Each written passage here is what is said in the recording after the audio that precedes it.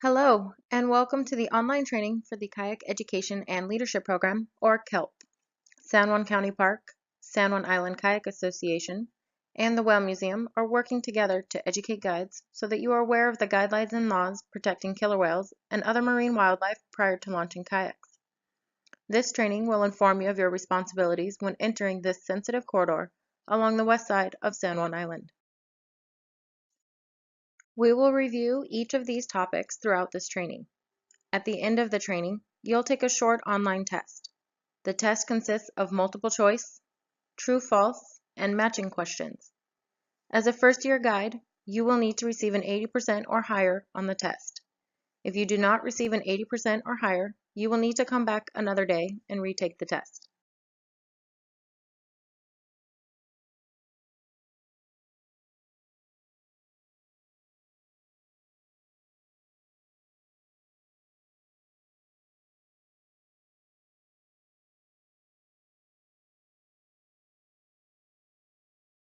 The main goal of this online KELP training is to teach recreational and commercial kayakers about the kayak-specific guidelines and laws that were put into place to ensure everyone treats the Marine Stewardship Area and the west side of San Juan Island with respect.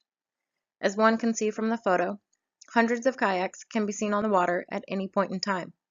Operating responsibly in the San Juan County Voluntary No-Go Zone is a second key goal of the KELP training.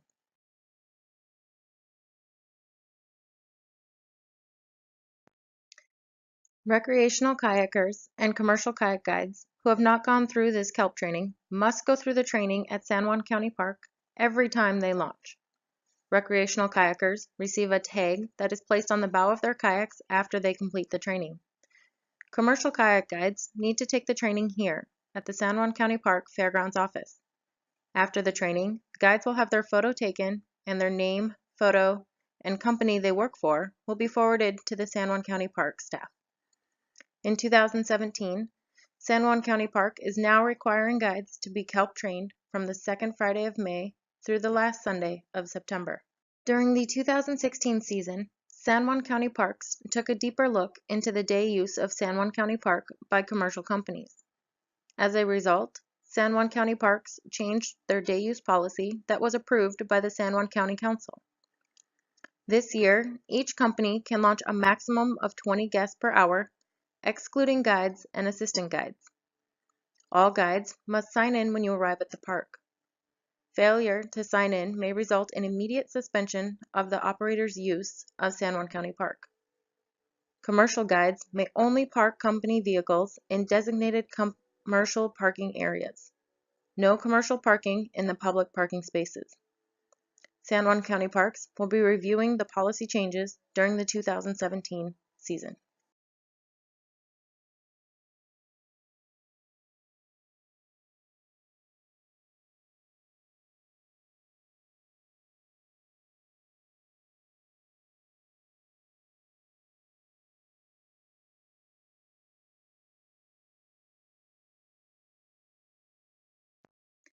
Starting in 2017, all commercial kayak trips landing or launching at San Juan County Park should do so on the south side or left of the kayak path as you're looking at the water.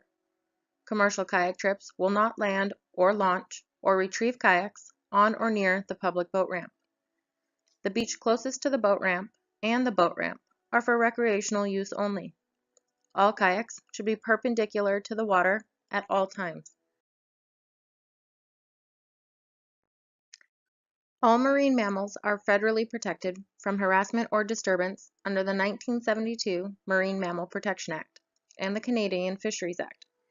All vessels, including kayaks, should maintain a minimum distance of 100 yards. Marine mammals that you'll see when out on the water include minke whales, Dall's porpoise, harbor porpoise, harbor seals, fin whales, elephant seals, stellar sea lions, and humpback whales. Paddling towards any of these marine mammals to a distance within 100 yards counts as harassment and disturbance under the Marine Mammal Protection Act, and you and your guests could receive a ticket. A take under the Marine Mammal Protection Act is when any of the following occur: harassment, hunting, capture, or killing a marine mammal. Under the Endangered Species Act, a take is when harassment, direct harm, pursuing, hunting, shooting, wounding, killing, trapping, capturing, or collecting specimens of any endangered species occurs. The maximum penalty for violating the Marine Mammal Protection Act is $11,000. The maximum penalty for violating the Endangered Species Act is $32,500. These fines can be given out to the guide and each guest in violation of the laws. In Washington State, there are two levels of fines for violating the Washington State killer whale laws: $150 and $1,025. Washington State Fish and Wildlife are on the water with a killer whale specific staff, and NOAA enforcement is on the water throughout the summer. Tickets were handed out last year. Kayaks and other human-powered vessels are a part of the regulations and can be ticketed.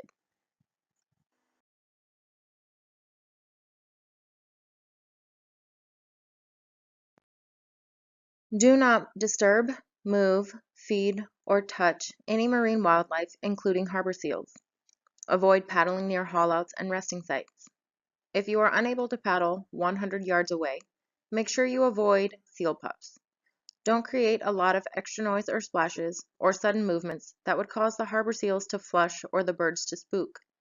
Harbor seals carry diseases that are harmful to humans. Make sure you give them extra space that they need, especially during the pupping season when mother seals are more protective. Seal pups are often left alone on a beach so that the mother can find food. This does not count as a stranded pup. Human interference with the seal pup will keep the mother seal from returning and providing the care that it needs to survive. If you find a marine mammal that is in distress, entangled, or has passed on, call the Whale Museum Stranding Network. Do your best to report the date, time, approximate location, description of the animal, including size and injury, and what state it's in, and if you are able to get photos. In 2005, NOAA designated the southern resident killer whales as a distinct population segment and listed them under the Endangered Species Act with a Priority 3 status. This means the population is declining due to continued threats, and actions, including more research, should be taken to potentially enable a full recovery. The Salish Sea, along with the rest of the inland waters of Washington State, was designated as southern resident killer whale critical habitat in 2006. The southern resident killer whale population declines were primarily due to live captures in the 1960s. There is currently one surviving southern resident killer whale in captivity, named Lolita. Currently, at the end of 2016, the Center for Whale Research announced 78 individuals were left in the population. The population changes all the time. Make sure you are up to date on the numbers of each pod. J-pod has 24, L-pod is at 35 individuals, and K-pod has 19.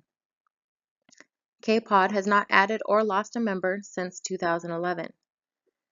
Potential threats to the southern resident killer whale population and the main reasons they were listed as endangered include decrease in prey availability, Fraser River Chinook salmon, persistent toxins, vessels and sound disturbance, and oil spills. Other threats include disease and fungal infections. Fraser River Chinook salmon makes up 80 to 85% of their diet.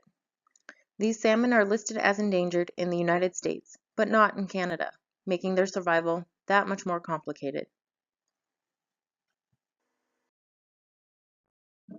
Persistent toxins, one of the three primary causes of decline in the southern resident killer whales, are prevalent throughout the food web. The three main toxins that scientists are looking for in the killer whales are PCBs, an industrial byproduct, PBDEs, or flame retardants, found in furniture, clothing, plastics, and in the chemicals used to fight wildfires, and DDT, the pesticide that was banned in the 1970s.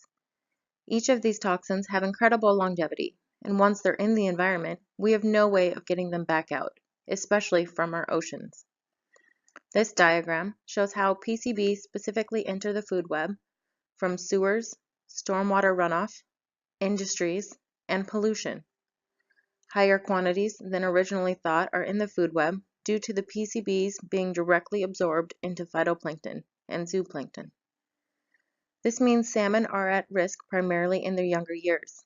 High quantities of toxins in Chinook have shown to cause serious health problems, including slower growth rates, reduced immunity to disease, and altered hormone levels. This is the main food source for the southern resident killer whales, and is the same salmon most local recreational fishermen consume. If toxins are changing hormone levels and growth rates in salmon, think what they can do to killer whales that consume 100 to 200 pounds of salmon a day. The killer whale is the largest member of the dolphin family. They have a worldwide distribution. There are three main ecotypes of killer whales: residents, transients or bigs, and offshore killer whales. These names are based on food preferences. Residents eat fish and mainly feed on salmon, herring, lingcod, or halibut. Residents have distinct dialects among each community, such as northern versus southern residents, and even different calls between family groups or pods. Transient killer whales eat mammals and are usually the killer whales you see flushing harbor seals off ice floes, or beaching themselves for seals in Argentina, or even eating sharks in California. Here in the Salish Sea, transient killer whales eat mainly harbor seals and harbor porpoise. They often travel in much smaller groups than residents and rarely vocalize unless they are hunting. Offshore killer whales are just that. They are rarely seen anywhere except the open ocean and are commonly found in large groups of 100 to 300 whales. They are known to eat sharks and fish and are more closely related to resident killer whales than transients. All three ecotypes of killer whales differ in their diet, social grouping, genetics, morphology, dialect, and culture, and can be found in the Pacific Ocean.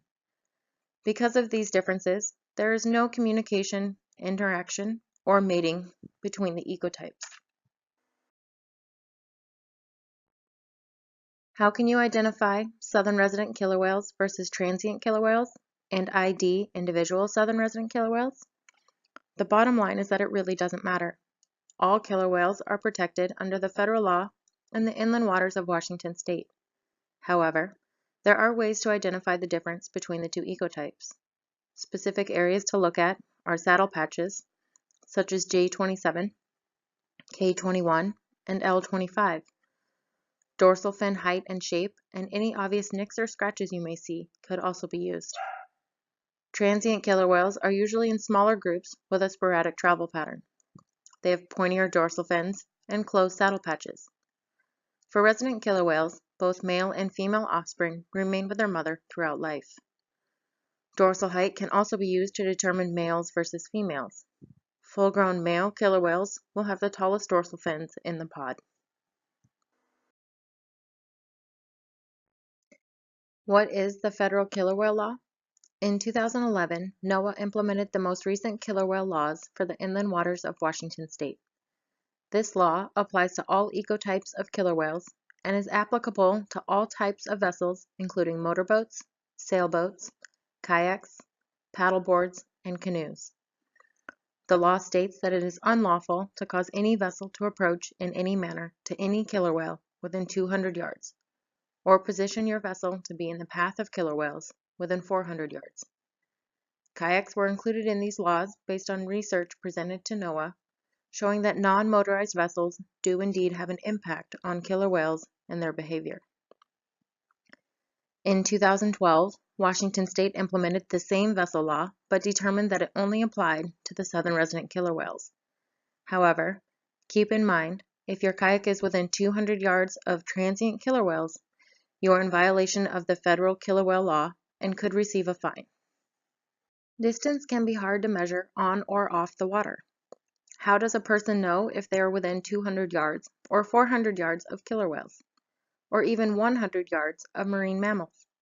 To help with this question, many years ago, San Juan County Park put up a killer whale dorsal fin on the shoreline adjacent to the kayak launch path sign. The distance between the sign and the dorsal fin is 200 yards. One key way to remember is that if you are able to ID the killer whale from their saddle patch from your kayak, you are most likely closer than 200 yards. Here is another view of what 200 and 100 yards looks like. From the kayak path sign, the dorsal fin is 200 yards to your left. When looking to your right at a low tide, you'll see rocks along the water's edge.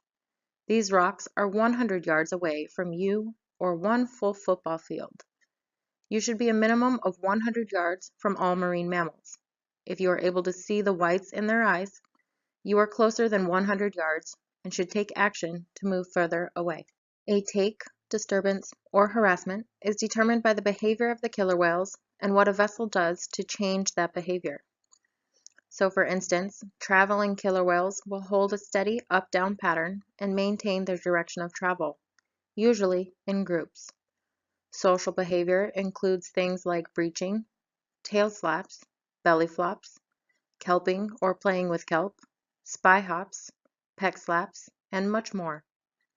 Resting killer whales are seen more recently as very, very slow travel with little forward movement. Foraging behavior is determined by food in mouth, high arch dives where their backs are fully arched out of the water, fast turns or sharking where you only see the tip of their dorsal fin moving quickly at the surface. As an example of a take, say you have killer whales that are foraging. Your group paddles to them or rafts up, and the whales stop foraging and start to travel. That means your group has caused their behavior to change, and it's a violation of the law, and you can be fined. Unfortunately, what you also did is take away that moment of foraging for salmon that they need to survive. There are many different programs that are researching the southern resident killer whales. NOAA is focusing on satellite tags to determine habitat use for critical habitat designation, fecal sampling to determine what the killer whales are eating and at what quantity, and in the past they were doing D-tag or suction cup tags.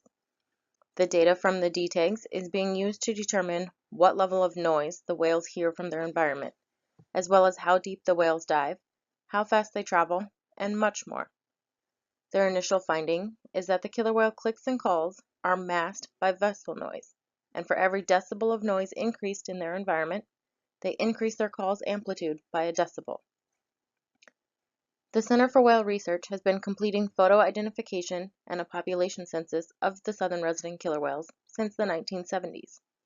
Twice a year, usually in July and December, they announce the current population count.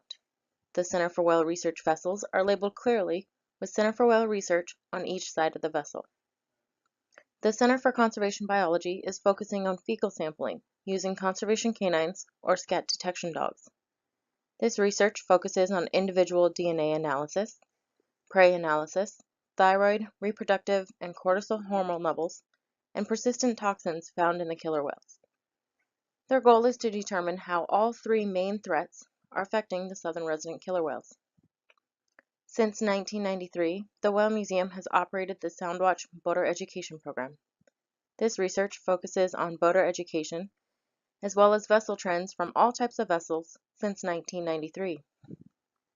The data has been instrumental in forming management for the best policies and regulations. All NOAA permitted research have a yellow flag on the back of their vessel. Any other research that does not have a permit do not have a yellow flag.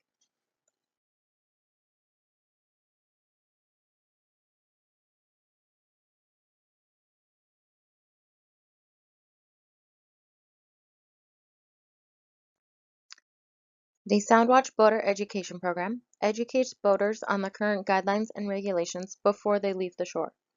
We do this through presentations, training sessions, booths at the fairgrounds, poster and brochure distribution, and dock talks at the Port of Friday Harbor with the Whale Museum Stranding Network. The goal is to educate boaters before they get on the water. Soundwatch is on the water from mid-May through the end of September, operating 7 days a week to educate recreational boaters on the water about the killer whales and the science behind the guidelines and regulations. We are a volunteer-based program with over 70 volunteers and interns. We take data every half an hour on the water that includes all vessels and vessel activities, whale behavior, and incident data recording vessels that are out of compliance with the guidelines or regulations. Small unmanned aircraft systems, or drones, are a growing industry.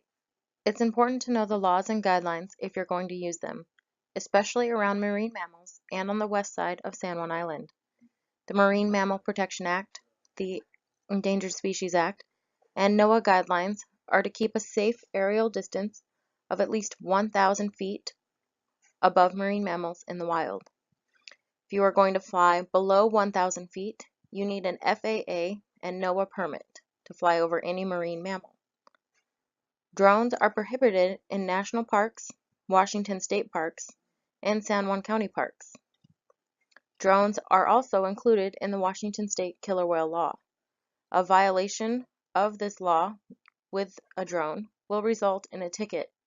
Here are a few more regulations as stipulated by the FAA. All drones must stay within visual line of sight of the remote pilot in command and manipulating the flight controls. Drones are for daylight operations only. There's a maximum altitude of 400 feet above ground level when not over water. No operations from a moving vehicle, including kayaks or motorboats. Any person operating a small UAS or drone must either hold a pilot airman certificate with a small UAS rating or be under direct supervision of a person who does. If you are uncertain of any of these laws or guidelines, please look online for more information. When you are kayaking around the San Juan Islands, you are doing so in a marine stewardship area. This is designated by the Marine Resources Council of San Juan County in 2004. There are 5 main components of the marine stewardship area. The first one is the whale exclusion zone. This is located on the west side of San Juan Island. It begins at Mitchell Point and continues south-southeast to Eagle Point. The zone covers all water from shore to 1/4 mile offshore and is seen here as light blue. All national wildlife refuges are part of the marine stewardship area. These are seen as orange circles. There are 3 bottom fish recovery zones on the west side of San Juan Island: Kelp Bluff, Limekiln Point, and Pile Point. Sensitive eelgrass makes up a large portion of the marine stewardship area. It's located all over San Juan County and can be seen in green. Marine reserves are shown here in red. These include Point Caution, False Bay, Yellow and Low Islands, and the southwest side of Shaw Island. Remember to take extra caution in these regions. This map looks more closely at the marine stewardship area and the regions you will encounter on the west side of San Juan Island. Marine reserves are protected through the University of Washington for scientific research since 1923. Please make sure you respect the area. The species within the intertidal zone are most likely part of ongoing research. National wildlife refuges are part of a national network of lands and waters for the conservation, management, and where appropriate, restoration of the fish and wildlife, plant resources, and their habitats within the United States. They are for the benefit of present and future generations for all Americans. All 3 bottom fish recovery zones were set up in the late 1990s. In 2009, the Marine Resources Council teamed up with Washington State Fish and Wildlife on the Rockfish Recovery Plan. Washington State Department of Fish and Wildlife has implemented recreational depth and area restrictions and closed commercial fisheries that target rockfish or have a high potential to encounter them as bycatch. Descending devices for rockfish with barotrauma should be used by all fishermen. Barotrauma is when the swim bladder extends out of the mouth of the rockfish because it was brought to the surface too quickly. If the fish is in 60 feet of water or less, you do not need one, and fishermen can use a milk crate. Remember, the voluntary motorboat exclusion zone extends from shore to 1/4 mile offshore, with a 1/2 mile bubble around Limekiln Point State Park.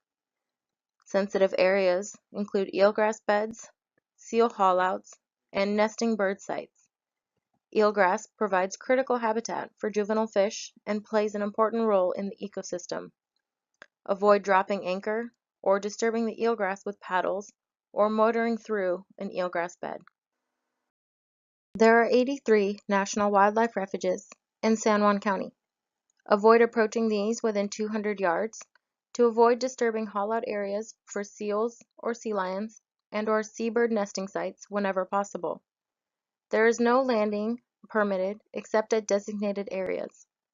Low Island, off the shore here at San Juan County Park, is a national wildlife refuge. Travel close to the shoreline, avoid rafting in the kelp beds, and remember to give the island space during your kayak trips. At the request of San Juan County's Land Bank and in an effort to reduce the congestion at Dead Man's Bay Beach, all commercial kayakers, guides, or guests should only use the south or right side of Dead Man's Bay Beach. The remaining part of the beach is for recreational public use. Do your best to stagger arrival times on the beach, including varying lunch breaks. If there are a lot of kayaks already there, paddle your group around the bay and then head to the beach. Or spend extra time looking in the tide pools. If you're one of the groups on the beach, make sure you are courteous to the other groups out there. Make sure you limit the amount of time spent on the beach. If you have all of your guests and you see a big group coming towards the beach, move your kayaks up further or get back in and paddle on. Remember to respect the area. Every year, as part of our NOAA contract, Soundwatch and the Whale Museum look at the vessel trends of whale watching. There has been an overall increase in the number of people whale watching, whether it is on land, in a boat, or in a kayak. In 2015 and 2016, it's estimated over 300,000 people have visited Limekiln Point State Park. According to the sign-in sheets, recorded by guides every time they launch a trip at San Juan County Park, commercial kayaking has been increasing since 2004, with over 12,000 people launching from San Juan County Park alone last summer. Part of the KELP collaboration is the Kayakers Code of Conduct. In addition to the local, state, and federal laws and guidelines, there are additional kayaking guidelines that all commercial guides should follow. These guidelines were set up to further minimize the impact that kayaks could have on marine wildlife, especially the southern resident killer whales. San Juan Island Kayak Association has committed to abiding by the following to reduce the kayak disturbance on marine wildlife. All commercial kayak tours shall follow all local, state, and federal laws and guidelines governing behavior around killer whales and other wildlife. Commercial kayak tours will not intentionally position themselves or paddle into the path of killer whales. When killer whales are approaching, commercial kayak tours will make their way to the nearest shore to avoid the potential path of the killer whales. And when killer whales are present, and at least 200 yards offshore, all commercial kayak tours will operate within 100 yards of shore to avoid being in the potential path of the killer whales. Kayaking around the San Juan Islands is very challenging. Water conditions vary with tide cycles, currents, wind strength, rain, and more. Before you head out on the water, make sure you've looked at all of the following items and know what your plan of action will be if something unexpected happens on the water. Know what accessible public areas outside of marine reserves and private land are. What are safety issues within your group that you should be aware of? Do you know what the weather forecast is for the day? Do you know when the tides will change? How does the tide change affect your trip plan? Are you departing on a 3-day trip? Will you be paddling by protected wildlife areas, such as a national wildlife refuge? Are you confident you are aware of the laws and guidelines for the area? Cold water shock is the first stage of sudden and unexpected immersion in cold water. Cold water is anything 15 degrees Celsius or 59 degrees Fahrenheit and lower. It usually occurs within the first minute of exposure or submersion and likely causes more deaths than hypothermia. Hypothermia differs from cold water shock because it is due to prolonged exposure to cold water temperatures. Signs to watch your guests for include shivering or no shivering at all, lack of coordination, slurred speech, or confusion. The Salish Sea is an average of 54 degrees Fahrenheit or 12 degrees Celsius. Make sure you and your guides are dressed appropriately for the weather, the cold water conditions, and the trip ahead. Assessing the situation prior to leaving the shore is part of a guide's situation awareness.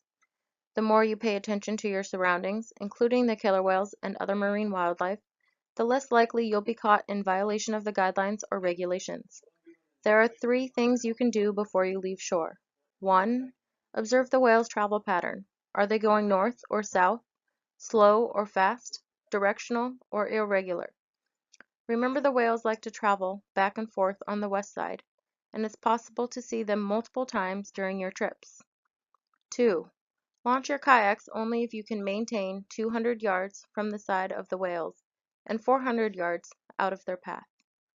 And 3. If they are traveling close to shore, you should keep your guests on shore and walk to the nearest point. They will most likely have a better view of the whales than if you try to get everyone into your kayaks on the water. As a guide, you should be constantly assessing your situation, your group dynamics, and changing your travel pattern as needed. This means paying attention to where the whales are traveling and moving out of the way well before the whales are within 400 yards. There are 4 steps to do this. 1. Move as close to shore as you can. 2. Tuck into a cove and avoid stopping your group on a headland where currents are stronger. 3. Raft in a kelp bed if you can to help anchor your group in place. And 4. Wait to launch your kayaks if you are unable to stay out of their path. These 2 photos show how 2 different groups behaved around the whales. The top photo shows great planning by the trip guide, and the group is rafted in a cove, anchored to kelp, and is safely outside the state and federal laws. The second bottom photo shows poor planning by the trip guide. The group is not only in the path of the killer whales, but they are spread out, not rafted, not close to shore, and are still paddling. These are all violation of the Kayaker's Code of Conduct and the state and federal laws.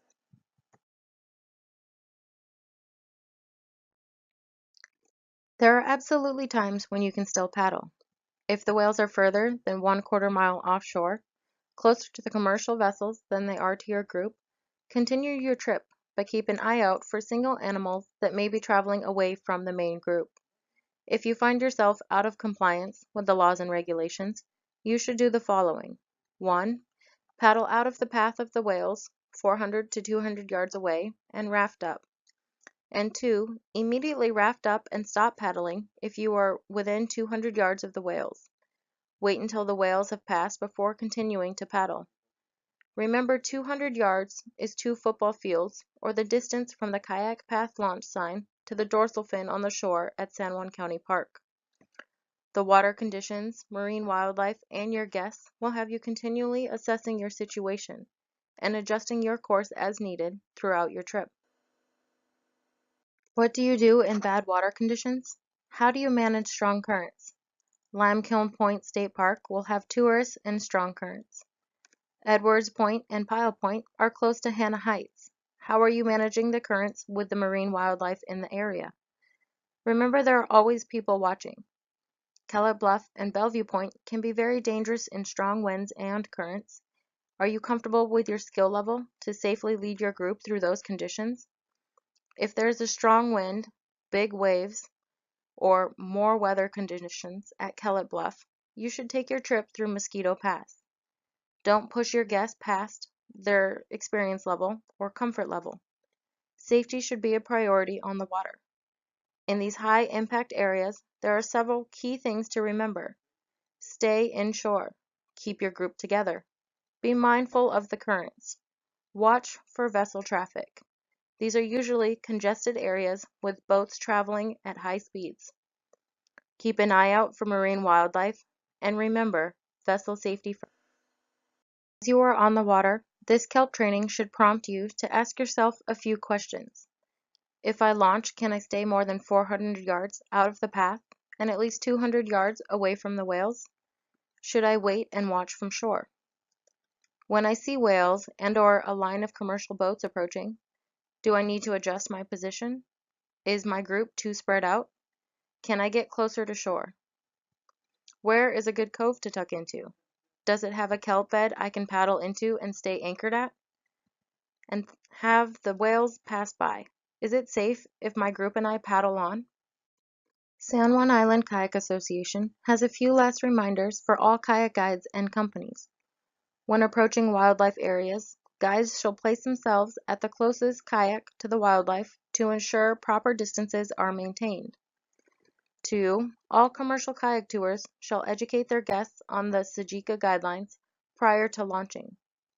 And 3. San Juan County Park and SEJICA Kayak Company members are required to identify themselves as commercial kayaks by placing a sticker on the bow of the kayaks, no less than 24 inches from the bow. If companies are renting kayaks, all commercial stickers should be removed to ensure San Juan County Park staff and Soundwatch are aware that they are recreational. As a key launch for recreational kayakers, San Juan County Parks has extended their permit system to assure that all recreational users, human-powered and motorized alike, are informed of the current laws and guidelines. The new recreational users permit system is consistent with policy within the county code. Commercial permits have been in existence for a number of years and include terms that hold the guides of these tour companies accountable to a high professional standard. Therefore, all trip guides and guests must complete a County Parks approved kayaker code of conduct training prior to launching from the park. Commercial companies can have their permit revoked if they receive a warning or a violation for activities related to marine mammals from an enforcement officer. Soundwatch is on the water from mid-May through September. If you have questions or concerns, please call the boat phone number or hail us on the VHF radio. We monitor channels 16, 69, and 79. The Soundwatch boat phone number is 360-317-4464. On behalf of San Juan County Parks, San Juan Island Kayak Association, and the Whale Museum, we would like to thank you for participating in this online KELP training. You are now ready to take the Kayak Education and Leadership Program test. As a first-year guide, you will need to receive an 80% or higher to be able to launch kayak trips from San Juan County Park. If you do not receive an 80% or higher, you will be asked to retake the test on another day. If you do receive an 80% or higher, your photo will be taken and sent to San Juan County Park along with your name and company. All test results are immediately sent to the Soundwatch coordinator and Donna Withrow from San Juan County Parks. Good luck!